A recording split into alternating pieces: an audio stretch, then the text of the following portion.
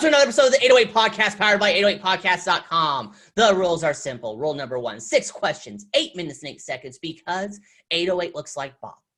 Rule number 2, it's my podcast. I can do whatever I want because I'm Bob Clark, damn it. And finally, rule number 3, make sure you go to 808podcast.com, see how we're showing people how to start conversations faster, build relationships faster, get more referrals faster, and finally obtain more clients faster. And if you don't, I will force you to memorize every single number of pi, every single one of them. And we're going to get right into it. 3, 2, 1. Question number 1, who are you two? What do you do? Why do I care?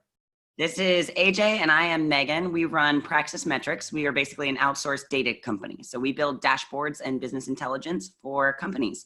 So we help companies really take their raw data from all of their disparate systems, join it all together into one place, then help them determine where the value lies in all of that data. And then we turn it into the visuals of the dashboard so that they can take action from that data so that it can help them then increase their revenue or decrease the waste in their organization.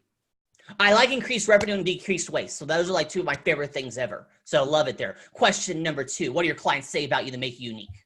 Well, in order for dashboards to be actually valuable, they need to be built and architected by data people, right?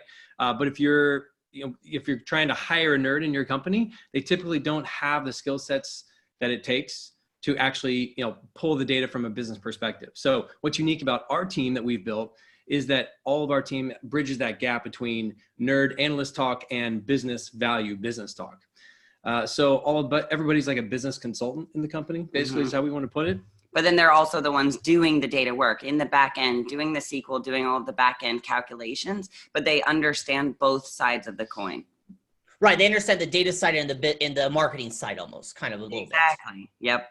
Perfect. You should hire me because I already understand your company. So there we go. I'm expensive though. Just to let you know, I'm like literally I'm 6 figures an hour. So just a heads up there. So question number 3, what part of sales and prospecting do you find most challenging? I mean, hands down, the problem that we face the most is that most businesses in today's landscape, they don't have a current dedicated data budget, right? They have a marketing budget, they've got a sales budget, they've got operations budget, but that's all about to change because data has just surpassed oil as the most valuable resource on the planet. So it will become a very standard part of businesses, but in the past it hasn't been. And so right now, small to mid-sized businesses, they really don't understand the value of their data yet. And so they just haven't allocated a budget for it. So then when we start talking to them, our goal in our discovery process is really just to educate them on why it's worth investing in their data, what kind of value it can bring to their organization, and how it can really become their massive competitive advantage against their competition. Love it, love it. With 5 minutes and 37 seconds left, question number 4, outside your company, who are the humans who've had the most impact on it? That'll be honored to be on my podcast. 2 amazing people in our life. One would be Elliot Rowe. He is a hypnotherapist and a high performance coach, from business people to UFC fighters to poker players. And then second would be Rory and AJ Vaden. They are the co-founders of Brand Builders Group, and they've helped us a lot with our branding and our messaging, especially in this really unique world of data that we're in.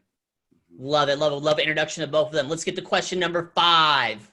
AJ and Meaghan, drop the value bomb.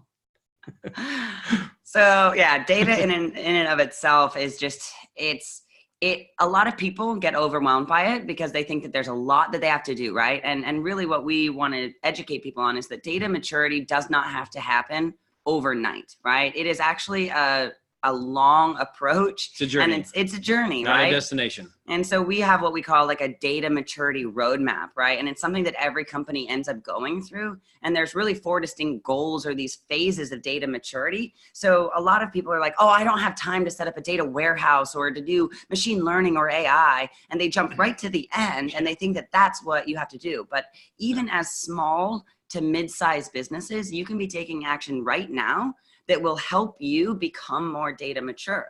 So really, we've got kind of these stages and these action items that we'd like to share that as you go through. So anybody on this who's listening to this, some of these things might be too juvenile for you and some of them may be too mature for you. So you just find where you are, what you've already done, and then go to the next goal or phase. Yep. So AJ? So these are 4 distinct goals. Number 1 is you have to first have the data to be able to analyze the data. So no matter how large or small you are, you need to start using technologies to track all of this data, from CRMs to ESP, email service providers, customer service tools, you name it. Start gathering the information about your prospects, your leads, your customers, and all of your business as much as possible.